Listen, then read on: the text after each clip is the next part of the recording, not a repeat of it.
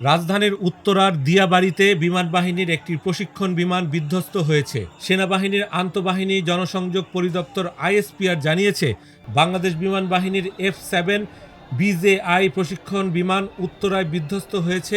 বিমানটি 21 জুলাই সোমবার দুপুর 1টা 6 মিনিটে উড্ডয়ন করে। এর পরপরই বিধ্বস্ত হয়।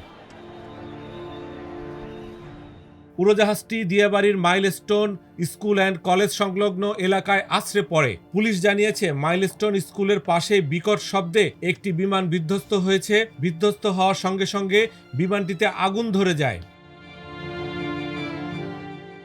বর্তমানে ঘটনাস্থলে ফায়ার সার্ভিস, পুলিশ, সেনাবাহিনী, বিভিন্ন গোয়েন্দা সংস্থার লোকজন রয়েছেন। আগুন নিয়ন্ত্রণ ও উদ্ধার কাজ চলছে। হতাহতদের কোনো খবর পাওয়া যায়নি। তবে বিভিন্ন হাসপাতালে একাধিক আহত স্কুলের শিক্ষার্থীদের নিয়ে যেতে দেখা গিয়েছে। ফায়ার সার্ভিসের সদর দপ্তর জানিয়েছে, উত্তরা দিয়াবাড়িতে মাইলস্টোন কলেজে একটি বিমান বিধ্বস্ত হয়েছে। দুপুর 1টা 18 মিনিটে খবর পেয়ে 1টা 22 মিনিটে ঘটনাস্থলে যায় ফায়ার সার্ভিস। সেখানে উত্তরা, টঙ্গী, পল্লবী, কুর্মিটোলা, মিরপুর, পূর্বাচল ফায়ার স্টেশনের 8টি ইউনিট কাজ শুরু করে। বর্ডার গার্ড বাংলাদেশ বিজিবি জানিয়েছে, রাজধানীর উত্তরায় প্রশিক্ষণ বিমান বিধ্বস্তের ঘটনায় উদ্ধার তৎপরতা ও আইন শৃঙ্খলা রক্ষায় 2 প্লাটুন বিজিবি যোগ দিয়েছে।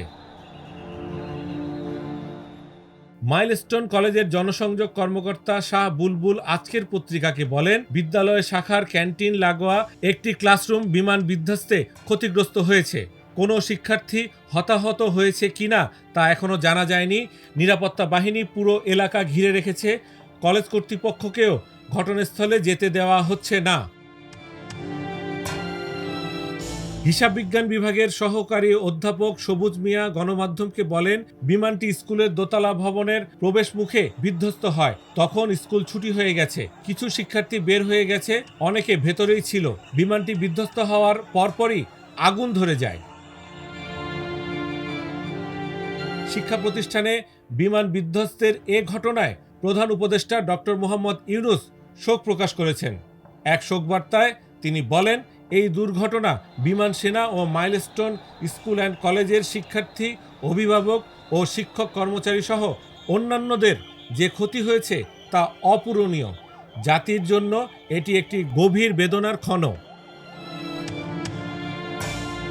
এ ঘটনায় আহতদের দ্রুত আরোগ্য কামনা করে তিনি বলেন, সংশ্লিষ্ট হাসপাতাল সহ সকল কর্তৃপক্ষকে সর্বোচ্চ গুরুত্ব দিয়ে পরিস্থিতি মোকাবেলার নির্দেশ প্রদান করা হয়েছে। সরকার দুর্ঘটনার কারণ অনুসন্ধানে প্রয়োজনীয় ব্যবস্থা গ্রহণ করবে এবং সব ধরনের সহায়তা নিশ্চিত করবে।